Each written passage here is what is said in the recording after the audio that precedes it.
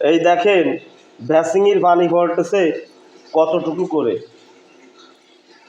এইবারে আপনি বলেন এতটুকু করে যদি পানি পড়ে তাহলে এই পানি দিয়ে কি মুখও ধোয়া যায় না, কোনো কাজেও লাগানো যায় না। তারপরে দ্বিতীয় কথা হচ্ছে এই যে এইখান থেকে পানি লিক করতেছে এই গুঁড়ার থেকে, এই ফ্লোরে ওই গুঁড়ার পানি ভরে যাচ্ছে। এইবার চলে যাই আমরা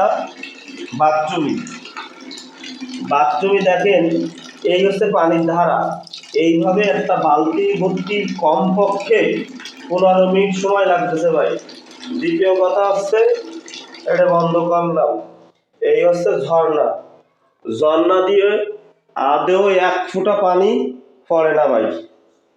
মাঝে মাঝে আসে, আবার মাঝে মাঝে 15-20 দিন কেটে যাচ্ছে, কোনোভাবে পানি আসতেছে না। ফ্ল্যাশের ওই একই অবস্থা, চাপ দিলি পানি পড়ে অল্প। বাথরুমের ট্যাবে দেখেন এই দাঁড়ালেই।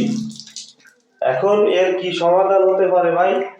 আপনি মিস্ত্রি মানুষ, আপনি ভালো বোঝেন।